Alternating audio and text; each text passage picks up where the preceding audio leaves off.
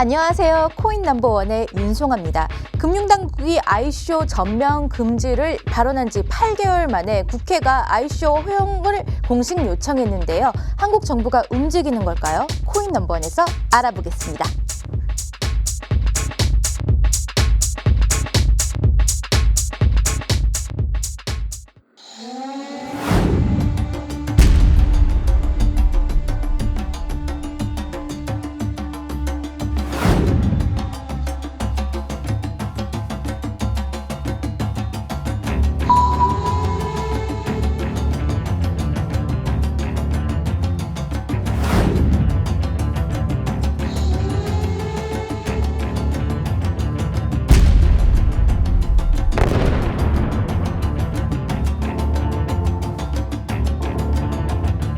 자, 오늘의 주제는요. 국회 ICO 허용 권고, 한국 정부 드디어 움직이나입니다. 자, 오늘의 게스트는요. 글로스포 김태원 대표님이십니다. 안녕하세요. 네, 안녕하세요. 오랜만에 나왔습니다. 글로스포 대표 김태원입니다.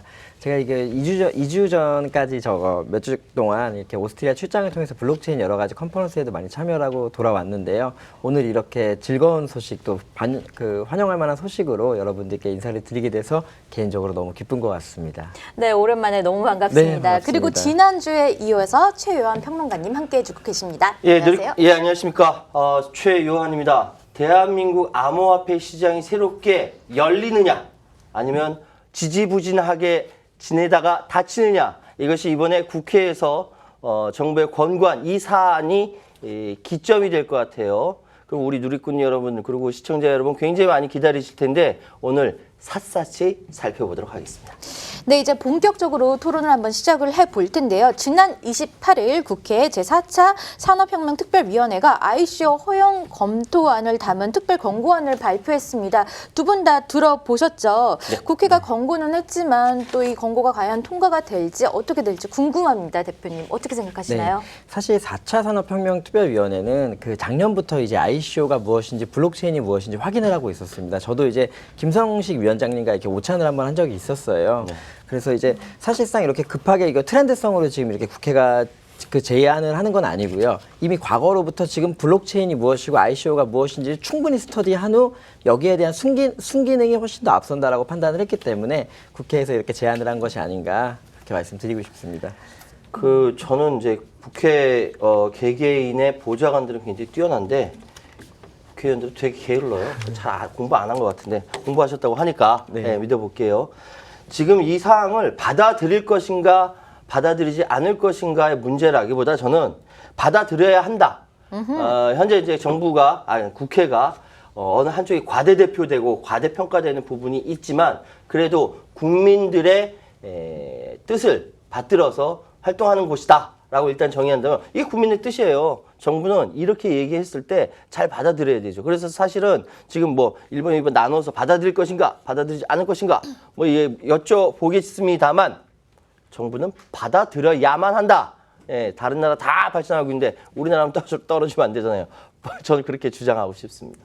네, 우리 코인 넘버원 시청자 여러분들의 그 의견도 정말 궁금한데요. 한국 정부 국회의 ICO 허용 권고안을 받아들인다 생각하시면 1번, 아니다 받아들이지 않을 것이다 생각하시면 2번 채팅방에 의견을 남겨주시면요. 저희가 한 분을 선정을 해서 오늘은 정말 특별 이벤트입니다. 2018년도 블록체인 코리아 컨퍼런스 아시아경제TV에서 주최하는데요. 30만 원 상당의 티켓을 드리도록 하겠습니다. 우와.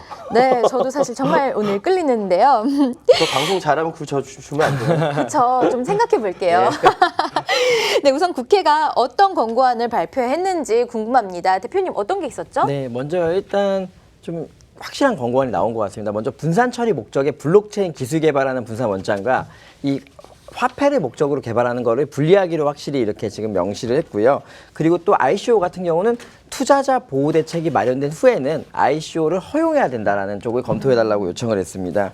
그리고 당연히 대한민국이 전 세계에서 블록체인의 가장 강대국이 되기 위해서 블록체인을 연구하고 개발하는 기업들한테 조세라든지 세금 등의 각종 인센티브 제도들을 내려달라고 이렇게 지금 권고안을 내어놨습니다. 근데 일반적으로 이제 지금까지 가장 중요한 부분들이 이제 제가 며칠 전에 금융연구원에 가서 이제 같이 이런 세미나를 했었는데 그 조금 전에 말씀하신 것처럼 이제 국회에서 이제 권고를 하는 부분들 중에 ICO 같은 부분들을 한 번 더 말씀드린다면은 이게 ICO가 전면 허용화되려면 넘어야 될 산이 많습니다. 그러니까 정부에서도 사실은 금융연구원이나 이런 여러 가지 금융위원회에서도 많이 고민을 하고 있는 게 ICO에 대한 피해 대책을 어떻게 막을 것인가. 그래서 저희 쪽에서 많이들 말씀을 하고 있는 게 뭐 법무검토기관이나 회계평가기관을 통해서 이런 그 ICO의 집행 권한을, 그러니까 돈을 모금을 한 부분들을 마음대로 그 민간 업체에 사용하는 게 아니고 이런 중간 3자 기관에서 그 돈을 예치해 놓고 있고 목적에 맞게끔 이게 집행을 하면 된다는 게 저희의 생각인데, 문제는 이게 피아트, 그러니까 현금이 아닌 코인이라는 거죠. 그 코인이라는 것에 대해서 누가 책임을 질 것이고 누가 장담을 할 것이냐는 것에 대해서는 아직 조금 더 심도 있는 것들이 필요하고요. 이 관련된 보험이나 이런 것도 아직 나와 있질 않습니다. 그러니까 보험이 선행이 돼야지 사실 누군가가 우리가 그러면은 현금에 준하는 책임을 지고 한번 이것들이 아주 규제 있게 그 강도 높게 집행하겠다는 그런 현실성 있는 일들이 열리지 않을까 그렇게 생각을 하고요. 대한민국이 가장 잘한 것 중에 하나가 드디어 나왔습니다. 국회에서도 권고가 된 게 저희가 수차례 말씀드렸잖아요. 사실 우리가 지금 블록체인 규제를 뭐 앞장선다고 하면서도 사실상 그 암호화폐에 대한 규제들밖에 하고 있지 않았어요. 그런데 처음으로 블록체인과 암호화폐를 나눠서 분리 발전시켜야 된다는 게 권고됐다는 게 사실상 전 세계에서 되게 선도적이라고 말씀드릴 수 있을 것 같습니다. 그런 것 같네요. 평론가님은 또 어떻게 보시나요? 저는 지금 하나씩 살펴봐서요. 일단 먼저 분산 처리 목적과 화폐 목적의 암호화폐 분리해 제도화한다. 이 부분에 대해서 좀 설명을 드린데, 그 전에 우리 저 누리꾼님들이 굉장히 많이 지금 다 1번, 1번. 유유찬나님, 당연히 1번이죠. 예. 1번이 돼야죠. 다 1번이 돼야 된다라고 말씀하십니다. 이범희님, 이순나님, 뭐 정순현 다 1번. 2번은 아직이다. 뭐 김진수님 정말 받아들여야죠. 이렇게 평가해주고 계십니다. 자, 이름 다 불러드릴게요. 계속 그 의견 올려주세요. 자, 지금 정부에서 이야기한 것이 분산 처리 목적 그리고 암호화폐 화폐 목적, 이 두 가지로 나눴어요. 나눠서 이 암호화폐를 따로 분리해서 이렇게 제도화해야 된다. 방금 김 대표님께서 말씀하신 그 이야기입니다. 이게 좀 어려운데 좀 쉽게 설명해 드릴게요. 이 블록체인이라는 게 우리 누리꾼 여러분 너무 잘 아실 텐데, 프라이빗 체인이 있고 뭐가 있습니까? 그 퍼블릭 블록체인 있죠. 프라이빗은 뭡니까? 개인적인. 그러니까 여기 참가하는 사람들이 많지가 않아요. 예, 몇몇 사람들끼리. 그리고 퍼블릭은 대중이 참가하는 거예요. 그러다 보니까, 그런데 이 블록체인 자체가 지금 정부에서 밀고 있는 게 이 프라이빗. 그러니까 예를 들어서 월마트가 지금 과일 재배부터 수확, 유통, 판매되는 것까지 쭉 따라간단 말입니다. 이걸 블록체인으로 응용을 해서 해요. 이게 이제 이거는 여기에 관련된 업자들, 뭐 농사하시는 분들부터 시작해서 중간 유통을 하시는 분들까지 여기에 관계된 사람들만 되기 때문에 이건 프라이빗 체인이에요. 또는 삼성 SDS하고 서울시가 그렇게 신뢰도가 잘 안 가는 중고차도 이 블록체인을 집어넣는다. 이거 뭡니까? 어디 가서 뭐 하던 차량인지 모르지만 처음부터 끝까지 쫙 쫓아가서 추적해서 확인 가능한 저신뢰도 시장을 고신뢰도 시장으로 넘긴다라는 거거든요. 머리는 되게 잘 썼어. 근데 여기에 사용되는 다 체인이 뭐냐면 프라이빗 체인이라는 거죠. 근데 지금 정부에서 이야기하는 거는 이게 물류나 유통에 한정돼서 이야기하고 있는 것 같아. 나 이거 되게 좀 섭섭하긴 한데 그래도 안 하는 것보다 낫지. 예, 그렇죠. 안 하는 것보다 낫지.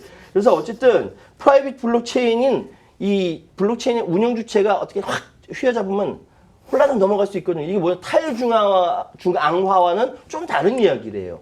그러니까 지금 우리 정부가 지금 그러니까 국회에서 권고해서 진행하려고 하는 블록체인과 암호화폐 구분해서 발전시킨다라고 얘기한 암호화폐 부정적인 영향이 있으니까 이건 제외하고 블록체인 활성화시킨다. 근데 이것도 뭐냐면 프라이빗만 이루고 있는 거예요, 사실은.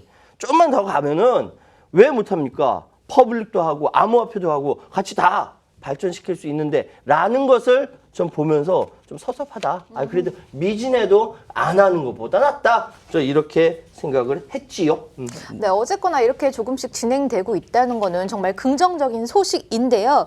그런데 ICO 허가가 검토를 권해졌지만 이 투자자 보호 대책이라든지 뭐 기타 등등 다른 논의들이 조금 더 이루어져야 되는데 실질적으로 이게 제도화되려면 시간이 조금 걸릴 것 같아요. 어떤가요?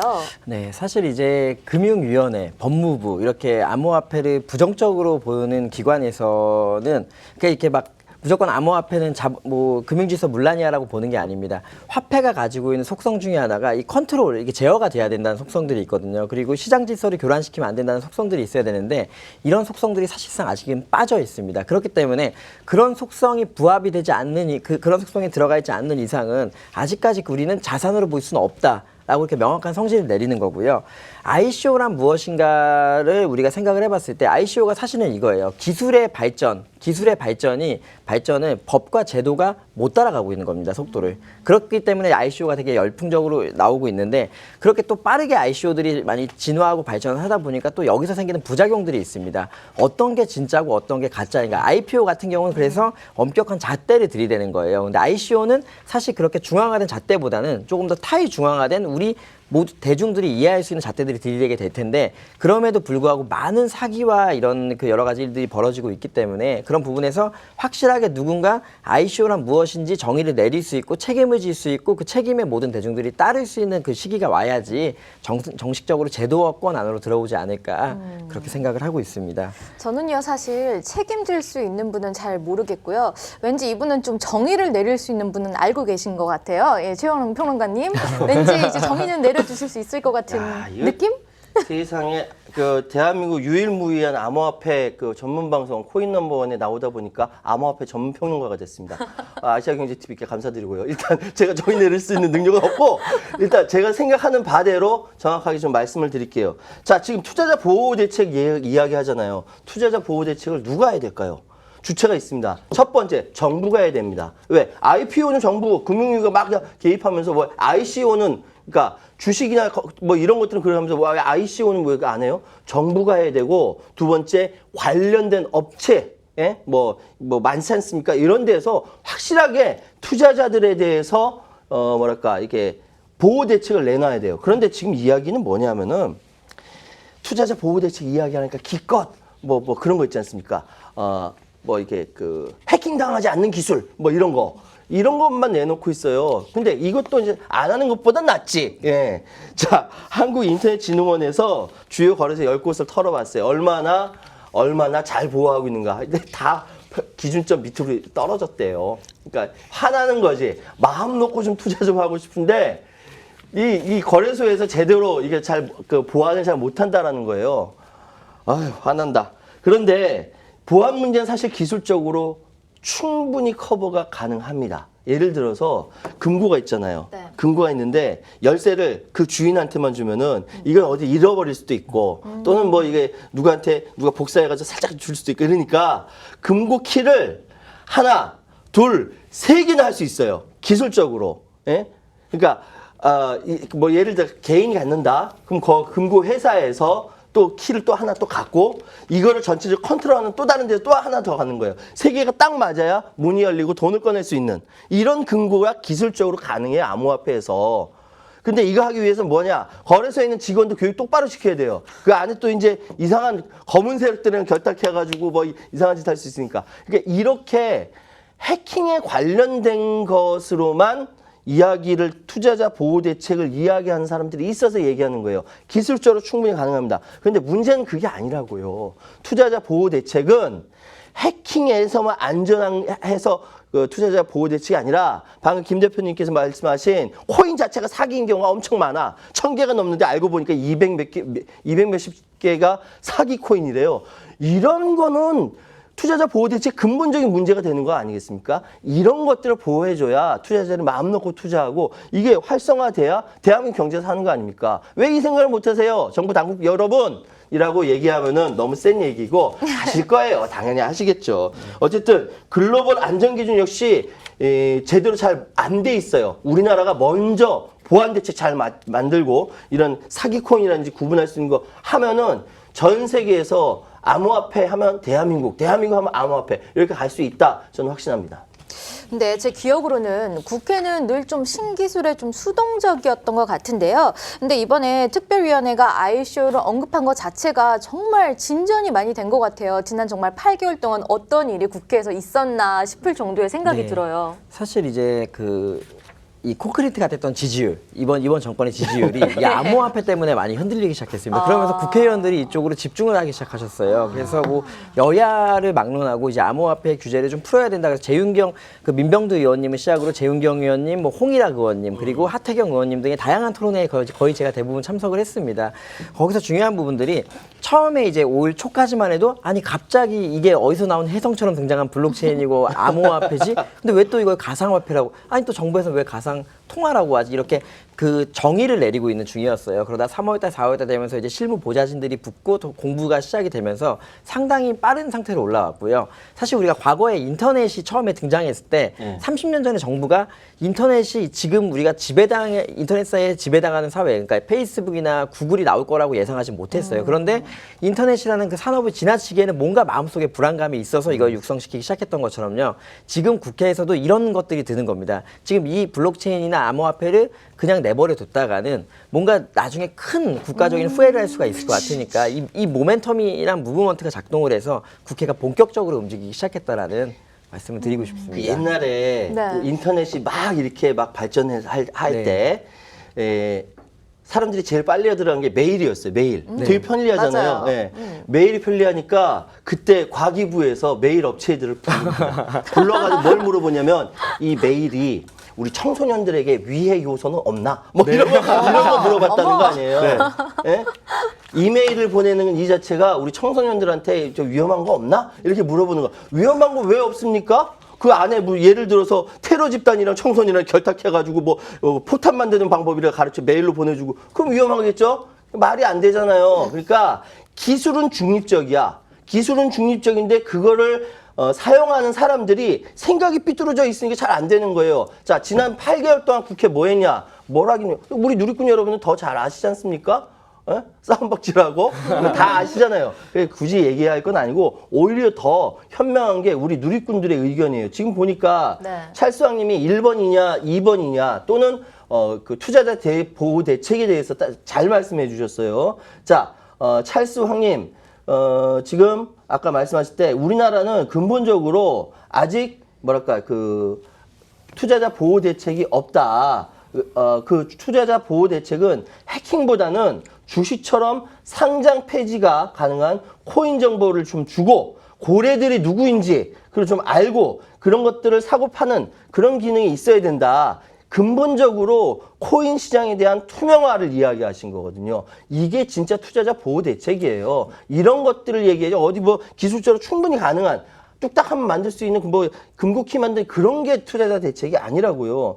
또 김진수님은 일단 ICO 같은 경우에는 스캠 여부를 알아볼 수 있는 방안이 생긴다면 투자자 보호가 가능할 텐데요. 라는 의견도 주셨고요. 노 스티븐님은 비트코인이 4차 산업 및 신기술로 받아들여야 하고 정부가 긍정적으로 본다지만 앞에선 이 비트코인을 안 좋게 비판하듯 말하고 있는 게 바로 정부다. 그러니까 앞에 말하고 뒷말하고 다르다는 거지. 앞에서는 잘해요 해놓고서 이거 진짠가? 뭐 이러고 있다라는 거죠 정부가. 사실 이제 제가 한 말씀 드리면은 투자자 보호 대책에 대해서 오히려 반대로 조금 더 자율적으로 지켜봐 관망해야 된다는 여론도 상당히 많습니다. 왜 그러냐면은요. 지금 현재로 우리가 가장 원하는 법안은요. 블록체인 기본법이 따로 만들어지는 겁니다.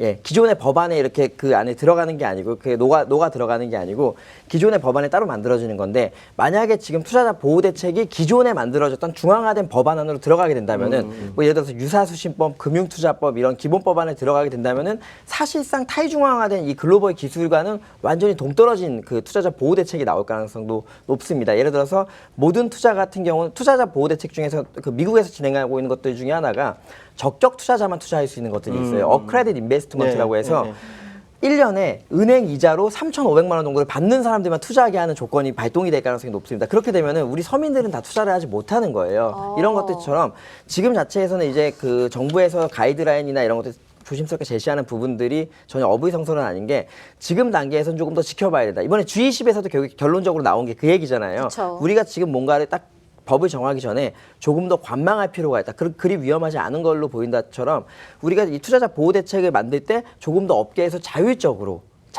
이런 그 자유 규제안들을 만들어서 좀 나가고 또 그 규제안들이 확실하게 자리를 잡을 수 있도록 이제 정부에서는 이 3자의 입장에서 이렇게 좀 강한 프레스를 넣어준다면은 오히려 그런 것들이 좀 더 시장 발전을 위해서 더 좋다라고 하시는 분들이 많이 계십니다. 그리고 스캠이라고 해가지고 ICO나 이제 코인에 투자하시는 분들이 스캠을 가려달라고 하는데 스캠을 사실 가리기가 상당히 어렵습니다. 왜 그러냐면 그렇죠. 과거에는 그냥 처음부터 코인을 만들 생각이 없었고 만들려는 능력이 없었습니다. 그런 사람들만 스캠이었는데 이제 현재에는 코인까지는 만들었어요. 그런데 그 열정이 식은 거예요. 그래서 이제 코인에 대한 가치가 떨어지는 경우도 있고요. 실제로는 코인을 만들 당시에 과도한 마케팅으로 인해서 거짓말, 과대 광고나 과대 포장으로 인해서 이제 법적인 문제가 돼서 스캠으로 되는 경우가 있고요. 대표적으로 센트라가 그런 경우죠. 이제 비자나 이제 마스터 같이 글로벌 막 거기서 밀어주는 줄 알았는데 다 거짓말이었고 이제 배임 횡령으로 이제 지금 65년형을 선고받았다고 구형을 받았다고 하더라고요. 그런 것들처럼 이 스캠 자체가 이 스캠이라는 게 꼭 근데 이거는 중앙화된 주식시장도 마찬가지입니다. 그러니까 사업을 열심히 하다가 이 오너 리스크로 인해서 많이 무너지게 되는 케이스들도 있기 때문에 여러분들께서 꼼꼼하게 그런 이런 대표이사의 윤리적인 부분이나 그 팀들에 대한 부분들, 백서뿐만이 아니고 이 인적인 부분들도 확실히 확인해 주시는 게 더 올바른 ICO를 선택할 수 있는 게 아닌가. 사실 그런 것 같아요. 이렇게 예. 사업을 하다 보면 계획에는 있지만 또 이게 간혹 가다가 안 되는 경우가 있는데 섣불러 말을 이렇게 먼저 했다가 그게 꼭 사기처럼 되는 이런 현상들이 또 좀 생기는 것 같아요. 대표적이었죠, 센트라. 그렇죠, 예. 그렇죠.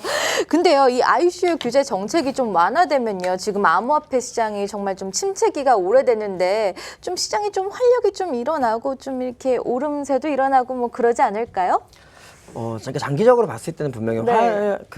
활력이 다시 불어질 겁니다. 네. 그리고 2017년도까지는 사실상 그런 부분이었어요. 2017년도까지는 우리가 약속을 하는 한 해였습니다. 백서를 통해서 이제 앞으로 우리가 보여줄 것들을 약속한 한 해였다면은 2018년도부터는 이제 오늘도 그렇고 이번 달도 그렇고 뭐 각종 플랫폼 코인들이 메인넷을 다 런칭하고 있습니다. 그러니까 작년까지 약속한 한 해, 올해는 약속이 실현되는 한 해입니다. 그래서 이 블록체인 업계에 계신 많은 전문가분들, 개발자분들은 더 박차를 가해 주셔야 되고요. 대중들은 너무 따뜻하게 봐주시지 마시고 냉정한 냉정한 시각에서 이들의 발전과 업계의 발전을 응원해 주시기를 부탁드립니다. 지금 ICO 규제 정책을 완화하고 암호화폐 시장을 좀 활성화시키겠다라는 분위기를 우리는 기대하죠. 예, 그쵸. 다 기대합니다. 그런데 사실 그러한 거에 기대에 충족을 시킬 수 있는 인물이 나타나긴 했습니다. 바로 윤석헌 얼마 전에 임명된 금융감독원장입니다. 이 사람은, 그러니까 윤석헌 원장은 굉장히 개혁주의적인 입장을 갖고 있는 금융에 있어서 금융 자체가 굉장히 보수적이거든요. 여기에 개혁주의적인 마인드를 갖고 있는 사람이에요. 그래서 그간 제도권 안에서 암호화폐를 활성화시키게 하여야 한다라고 강조를 해왔어요. 왜? 그러니까 그 금융감독원장으로 가기 전에. 그 바깥에서는 활성화시켜야 된다라고 얘기했는데 막상 금융감독원장으로 가면은 이제 고려해야 될 게 되게 많거든요. 그러니까 지금 당장 얘기는 하지 않는데 어쨌든 윤석헌 금융감독원장의 원래 평균 소신은 암호화폐 시장까지 활성화해야 된다라고 이야기하던 사람이거든요. 그런데 그럼 이제 무조건 거래소 폐쇄. 우리나라 수준이 뭡니까? 막 작년 9월 달에 태스크포스 갑자기 만들더니만 이거 과열되니까 갑자기 법무부 장관이 벌떡 일어나서 거래소 폐쇄하겠습니다. 이 정도 수준밖에 안 되잖아요. 이게 옆에서 보면 이제 속 터진 일인데 그래도 금융감독원장이 지금 이야기하는 것은 그러면 안 된다라고 이야기하고 있기 때문에 그나마 다행이라고 생각하고 근데 여기서 제가 금감원장님께 딱 한마디 좀 권고사항이라든지 이쪽에 말씀을 드리고자 하는 건 뭐냐면은 규제 정책의 완화라는 것은 매우 디테일한 부분까지 신경을 써서 악만 디테일이 있으니까 매우 세심하게 이 완화 정책을 해 나가야 된다. 왜? 규제를 완화한다라는 것은 활성화가 되는 반면 불법적인 요소가 들어올 게 너무 많아요. 예. 왜냐면 지금 사이버 경찰이 현실 세계에 비해서 너무 약해. 그 대신 그 암흑 세계에 있는 이런 사람들이 들어올 가능성이 되게 많아요. 마약 자금 들어오고 그러기 때문에 활성화시킬 때 항상 조심해야 할 것은 매우 이 디테일한 규정까지 잘 살펴서 완화시켜야 된다. 굉장히 세심한 행정이 필요하다라는 것, 이거 말씀드리고요. 저 자꾸 여기서 찰수왕님이 자꾸 말씀을 잘 해주셔서 저 앞으로 찰수왕님 팬 될게요. 자, 어떻게 얘기하시냐면 지금 정부의 문제는 암호화폐를 연필로 필기만 하는 국회의원과 교수들이 정책을 논하고 있다. 실제로는 인터넷과 컴퓨터를 공부한 세대, 예를 들어서 우리 김 대표님 같은 분, 이런 사람들이 가가지고 실제 정책에 대해서 막 해야 되는 거 아니냐라는 의미로 말씀해 주셨어요. 김 대표님 얘기한 건 아니에요. 네, 그리고 저는 시사평론가입니다. 변호사 아니에요. 그리고 은영킴님은 제 생각에 받아들이고 싶은 마음은 있지만 투자 열기가 과열되어 외화 유출이 될까봐 이러지도 저러지도 못하는 입장 같아요 라고 예리하게 말씀해 주셨습니다. 그런데요, 화폐가 암호화폐 시장이 활성화되면 외화로 유출 안 됩니다. 우리나라 자체에서 활성화가 되는 거죠. 오히려 외국에 있는 자금들이 들어오는 것이죠. 그렇기 때문에 그런 건 아닌데, 그래도 말씀하신 것 중에 받아들이고 싶은 마음은 있지만 투자 열기가 과열돼서 어떻게 하죠? 왜? 해본 적이 없잖아, 지금까지. 여기 대체 해본 적이 없잖아요. 그러니까 지난번에 갑자기 법무부 장관이 거래소 폐쇄하고 이야기한 게 해본 적이 없으니까 그런 거예요. 겁나서. 이게 팍 치고 나가는 이런 것이 없단 말이야. 그런 거니까 너무 그런 쪽으로 생각은 안 하셔도 될 것 같습니다. 예. 제가 일단 먼저 말씀을 드리면 저는 네. 이제 암호화폐 전도사고 찬양론자인 걸 아실 거예요. 근데 정부의 방침도 어느 정도 우리가 이해를 해야 되는 게 어떤 부분이었냐면요. 우리가 사실은 이제 눈에 보고 싶은 것만 보면 안 된다는 게 사실 중립적인 입장입니다. 그 어떤 부분이냐면 작년에 그렇게 법무부가 빠르게 나서고 금융위가 규제 대책을 만들었던 이후에는 엄청난 사기 사건들이 있었어요. 몇 조 원들의 사기 사건들이 발생을 했었고요. 사실상 이 젊은이들은 일을 하려고 하지 않고 오히려 아르바이트 해주는 걸 고맙게 생각할 정도 내가 암호화폐 투자하고 말지 않은 이런 사회적인 역기능 현상들이 많이 발생을 했었습니다. 그리고 법무부를 통해서 많은 스캠이나 이런 것들이 이미 수차례 적발이 된 바가 있기 때문에 이런 사회적인 기능들이 점점 더 안 좋은 기능들이 팽창돼 가고 있었고, 그런 부분에 대해서 이제 브레이크를 건 거죠. 브레이크를 걸었는데 이제 보통 이제 우리들은 지금 여러 가지 과정에서 점점 시장은 좋아지고 있는 것 같습니다. 그런데 여기서 가장 중요한 거는 대중들이 업계를 감시해 주셔야 되고요. 업계에서는 그 감시를 아주 냉정하게 판단을 해서 더 순기능으로, 그러니까 우리가 제일 중요한 거는 인공지능이나 자율주행 자동차처럼 인공지능은 알파고가 바둑을 두는 거 보여주면 되고요. 자율주행 자동차는 핸들에서 손을 놓게 하면 됩니다. 그런 것처럼 블록체인 전문가들이 더 노력을 해서 결국에는 바쁜 어떻게 보면 정치하시는 분들, 경제 전문가들한테 짧은 시간 안에 그런 것들을 확실하게 이렇게 마음으로 스터디할 수 있는 것들을 만들어 준다면은 점점 더 완화 정책이 나오지 않을까 보고 있습니다. 우리 김태현 대표님이 더불어민주당 집단지성센터 블록체인 위원회 위원이기 때문에 좀 쉴드 쳐주셨다라고 저는 생각하고요. 저는 이제 어떻게 생각하냐면은 작년에 갑자기 법무부 장관이 거래소 폐쇄하고 나온 건 방금 말씀하셨던 대로 그 사이에 사고들이 굉장히 많았어요. 그건 맞는 거고, 그거를 이렇게 좀 이렇게 제압을 할 필요가 있어서 그렇게 얘기했다라고 생각하는데, 그 중에 한 가지는 뭐냐면 그때 이미 9월 달에 태스크포스가 만들어졌어요. 9월 달에 태스크포스가 만들어졌는데 이거 태스크포스의 헤게모니가 금융위에서 시작돼가지고 계속 돌고 돌아서 법무부까지 간 거죠. 근데 법무부는 뭐 하는 집단입니까? 법에 대해서 집행하는 집단이에요, 법무부가. 그러니까 법무부가 선택할 수 있는 거는 법적인 문제가 벌어졌을 때 스톱이냐 고냐 스톱이냐, 이거를 결정하는 데이기 때문에 헤게모니가 넘어갔으니까 거기서 그렇게 한 것이고요. 그래서 그때 그렇게 정부에서 부정적으로 확 쓸어버리기 전에 계속 업계에서 어떻게 얘기했냐면 규제 정책을 해라. 지금은 서부의 총잡이들이 무법천지 시대로 빵빵빵빵 쏘러 다니는 데다 규제가 있어야 무법천지가 아니라 규율이 잡히고, 규율이 잡혀야 서민들이 투자하는 거예요. 서부의 총재비 같이 힘센 사람 아니라 하더라도 일을 할 수 있는 시대가 와야 된다라고 얘기해서 규제를 제발 좀 하십시오라고 얘기했는데, 규제가 아니라 이건 서부의 총재비들 빠바바바방 쏴 죽인 거거든요, 이게 법무부에서. 그렇기 때문에 제가 아까부터 말씀드린 게, 규제라는 것은 굉장히 섬세하고 배려 있고 디테일하고 꼼꼼하고 자상하고 또 동시에 융통성도 있는 시장 죽이지 않는 이런 규제 정책이 나와야 된다라고 제가 몇 번을 방송에 나와서 말씀드렸어요. 그렇죠. 네. 그리고 이게 정부가요. 사실 지금까지 암호화폐에 대해서 어떠한 정의도 못 내리고 있었잖아요. 근데 제가 최근에 이제 기사들 검색을 하다 보니까 암호화폐를 그 화폐의 기능으로 일부 사실상 인정을 했다라는 기사들이 쏟아져 나오더라고요. 이건 또 어떤 내용인가요? 정부도 여러 가지 기능을 갖춘 여러 가지 그 개성을 갖춘 단체들이 있습니다. 예를 들어서 네. 과학기술부라든지 벤처부라든지 이런 부분들이 있고요. 금융이라든지 그 법무부처럼 그 민생 치안을 위해서 뛰는 쪽이 있습니다. 그러니까 민생 치안을 위해서 뛰는 쪽 같은 경우는 철저하게 암호화폐가 뭐고 산업이 뭔지 모르겠으나 우리 국민들이 얼마나 그 신고들이 많이 들어오는지 범죄가 뭔지 법에 따른 해석을 하고 있는 거고요.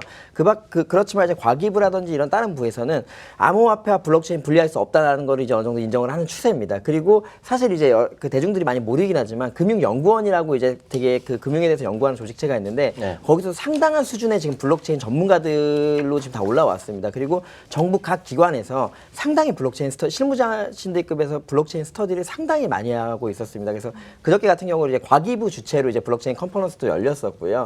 그런 부분들이 봤을 때 일반적으로 이제 분명히 우려되는 것들은 있습니다. 우려되는 것들은 있지만 우리가 생각하는 것처럼 투기라든지 이런 것들은 일시적인 현상입니다. 그 일시적인 현상이 이 산업의 발전을 막지는 못할 것 같아요. 그런 것처럼 정부에서도 어느 정도 이제 인정을 계속하는 분위기로 가고 있다. 그러나 지금 가장 중요한 게 투자자 보호 대책에 대해서 뭐 달러면 아니면 한국 돈이면 이렇게 중앙 정부라는 기관에서 이거를 중지시키고 처벌할 수가 있는데 새로운 산업이거든요. 인터넷 안에서 벌어질 이런 산업 중에 하나인 이런 크립토 커런시이기 때문에 이런 것들에 대한 책임 요소를 누가 질 것인가 하고 그 책임에 대한 책임 요소에 대한 결정 여부가 나오게 되면은 그때부터 본격적인 이제 제도화가 시작되지 않을까. 그러니까 국회라든지 각 부처에서 그런 뭐랄까 그 컨퍼런스나 이런 것들을 굉장히 많이 해요. 왜냐하면 국회의원이 주최를 해요. 근데 정작 그 와서 축사를 하지 않습니까? 축사하고 다 빠져나가요. 전문가들끼리 자기들끼리 얘기해요. 정책에 반영이 되는데 이게 잘 안 돼. 그래서 컨퍼런스 100번 하고 1000번 해도 국회의원이 딱 하나 잡고 뭐 하나 흔들지 않으면은 안 됩니다. 그렇기 때문에 저 국회의원도 공부 좀 해야 된다라고 말씀을 드리는 것이고요. 그리고 정부도 마찬가지고 정부도 실무 일을 잘 하고 있는 정말 실무자들은 정말 상황에 대해서 예민하게 잘 알아요. 근데 이게 위를 가면 갈수록 큰 틀에서 봐야 되니까 이게 디테일하게 가지 못하거든요. 그래서 저는 그러니까 이런 커뮤니케이션, 그러니까 소통이 굉장히 중요하다. 제발 좀 인터넷 사업하는 그리고 이렇게 이 암호화폐 현장에서 뛰고 있는 사람들이랑 정부 특히 위에 계신 국회의원들하고 이런 사람들 제발 좀 소통 좀 하세요. 소통 좀. 속 터져 죽겠어. 소통 못 해가지고. 네. 사실 빨리 소통을 해서 더 많은 제도들이 나와야 될 텐데 최근에 제가 또 재밌게 본 기사는요. 대법원에서 범죄 수익을 얻은 암호화폐를 재산의 어떤 가치로 보고 몰수를 하겠다라는 판결이 났는데 대법원에서 이런 판결이 나온 거는 또 처음인 것 같아요. 그렇죠? 네. 그러니까 일반적으로 이제 작년 같은 경우는 이제 그 정부 정책과 동일했습니다. 암호화폐는 코드입니다. 예, 인터넷상의 코드이기 때문에 이거는 몰수 대상이 아니다라고, 그러니까 예를 들어서 이메일을 몰수하겠다는 거랑 똑같다는 판단이 나왔어요. 그런데 올해 같은 경우는 대법원에서는 이제 사실상 자산으로 분류돼 있고 또 사람들 간의 거래를 통해서 가치가 형성돼 있기 때문에 이거는 몰수 대상이라고 몰수를 한 거고, 또 여기에 대해서 이제 금융감독원에서는 또 그 금융위원회 금융감독원에서는 또 다른 해석을 내놨죠. 그렇다고 우리가 자산으로 인정한 적 단 한 번도 없다. 아이고. 예, 대법원의 판단과 그 금융권의 판단에 그러니까 대법원의 상반된 그쵸, 이야기를 그렇게 하고 나왔다고 있어요. 해서 우리가 긍정적으로 볼 수는 없다라는 또 상반된 이야기가 나와서 이제 대중들이 많이 혼란을 겪고 있는 것 같습니다. 이제 솔직히 얘기하면 코미디예요. 네? 언론에서 적나라하게 얘기하지 않아서 그렇지 잘 생각해 보십시오. 1심에서는 이거는 실체가 없는 그 객관적 가치를 계산할 수 없고 뭐 이러기 때문에 비트코인이 몰수 대상이 되지 않는다라고 했는데 2심에서는 분명히 그 재산적 가치가 있다라고 했어요. 그래서 몰수를 한다. 그래 몰수할 수 있다라고 했는데 문제는 뭐냐면 1심에서 달라져 2심에서 달라졌으면은 이 차이가 무엇인지 명확하게 이야기해야 되지 않습니까? 결과물이 나와야 되지 않습니까? 근데 결과물은 뭐냐면 대법원의 판단과 정부 정책은 별개다. 아니 그러면 대법원 판단하고 정부 정책은 별개면은 사회가 어떻게 구성이 돼? 상권 분립은 어떻게 되고 대한민국 민주주의 국가 맞아요? 지금 참 좀 답답한 소리들을 하고 있는데 가이드라인이 없으니까 이런 코미디가 생기는 거예요. 가이드라인이 정확하게 딱 돼가지고 전체적으로 이제 그 암호화폐라든지 블록체인이라든지 여기에 대한 전체적 가이드라인. 그래서 이번에 4차 산업혁명위원회에서 답답하니까 국회에다가 권고안을 내는 거죠. 권고안 이거 만드는 거 별로 쉬운 게 아닙니다.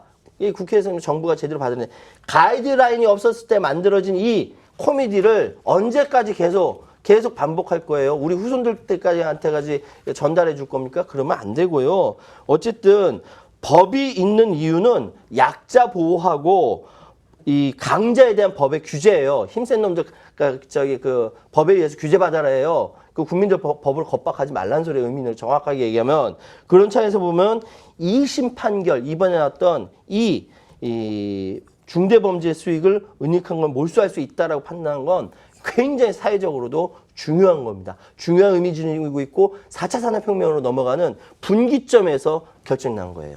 근데 정말 범죄 수익으로 얻은 암호화폐에 대한 어떤 처벌이나 이런 가이드라인이 나왔기 때문에 앞으로는 그래도 이렇게 암호화폐를 악용하는 사례들이 줄어들 것 같아서 좀 이미지적인 면에서 네. 좀 좋아질 것 같아요. 그리고 이번 판결로 인해서 암호화폐 관련 규제들이 빨리 좀 도입되고 앞당겨졌으면 좋겠는데 좀 앞당겨질 수 있는 계기가 될까요? 지금 서서히 이제 그러니까 그 시청자분들께 생각하시는 것보다 정부에서 많은 연구들을 하고 있습니다. 사실은 이제 저희 같은 전문가들은 항상 초대를 많이 받잖아요. 그쵸. 근데 전 기관에서 엄청나게 연구를 하고 있습니다. 그리고 어느 정도 제도화가 된다는 거에 대해서도 약간 그 긍정적인 시그널, 사인들이 나오고 있어요. 그런데 이제 그게 언제쯤인가? 그게 아까도 말씀드렸다시피 누가 책임을 질 수 있을 것인가, 누가 보험을 해줄 수 있을 것인가가 그 부분만 통과된다면은 빠르게 제도화가 될 거는 거의 확실시 되고요. 저희 업계에서도 이제 그런 쪽으로 많이 뛰고 있습니다. 오히려 정부에다가 이제 계속 그렇게 받아달라고 하고 국회에다가 이렇게 소통을 해달라고 하기보다는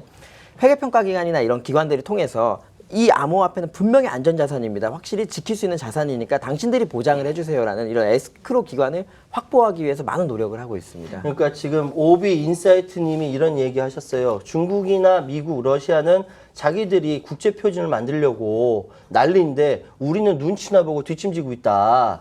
만약에 한국이 ICO 국제 표준을 주도적으로 만들게 되면은 얼마나 큰 이익이 있겠느냐 아주 바른 말씀을 해주셨어요. 그리고 지난번처럼 1심하고 2심하고 막 이렇게 다른 이유, 이렇게 다르게 나오고 표현도 뭐 정부 정책 별개다라고 얘기하는 것은 은영킴님 적나라하게 말씀하셨는데 술은 마셨는데 음주운전은 아니다. 라고 말씀해 주셨어요.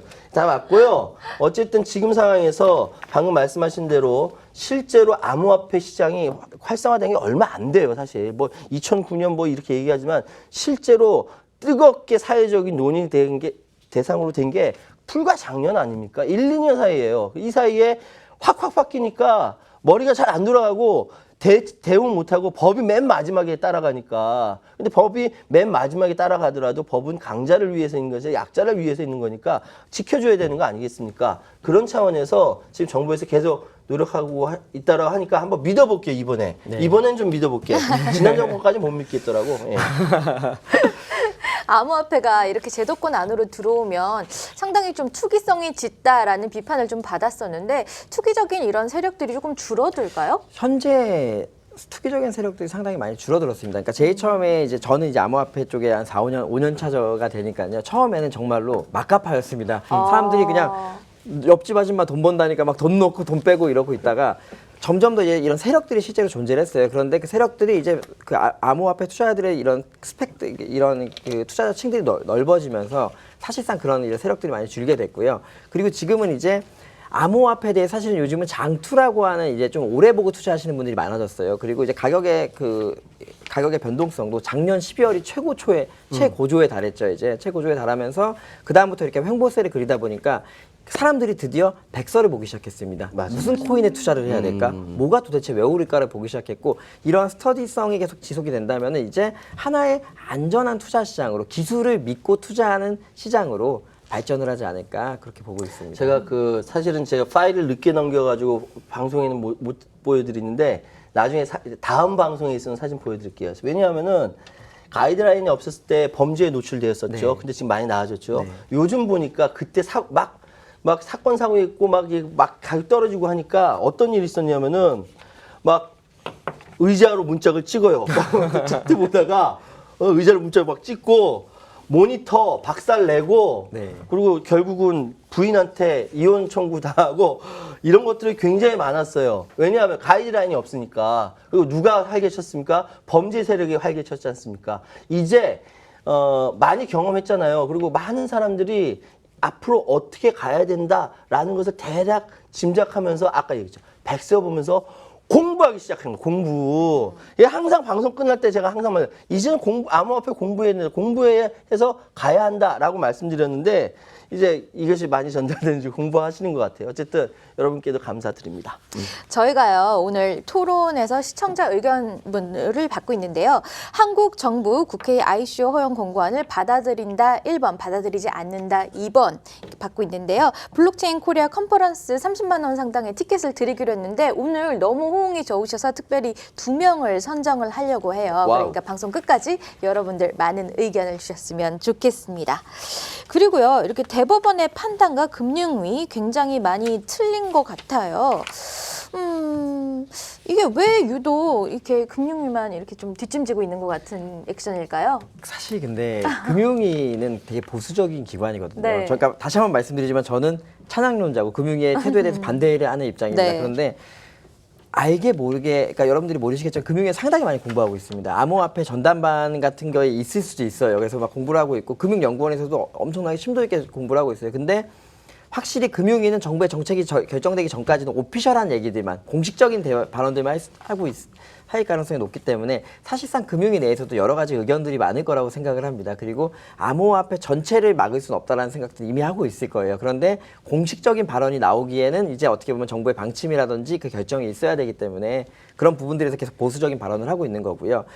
아까 말씀하신 대로 이 대법원의 판례가 상당히 중요한 게 이거 어떻게 보면 암호화폐 자체를 그 자산으로 인정하는 이런 판례들이 계속 생기다 보면은 자연스럽게 관례적으로 이게 자산이 된다는 겁니다. 그럼 그 자산이 되다 보면 거기에 대한 과세 규정이 생기고요. 그럼 그 자산을 보호하기 위한 법들이 당연히 규정이 돼야 되고요. 그래서 지금은 암호화폐가 뭐야 하면은 작년까지는 투기의 산물이야라고 했는데 지금은 더 이상 그런 시장이 많이 정부에서도 그렇게 말씀드리잖아요. 지금은 시장이 많이 가라앉았다.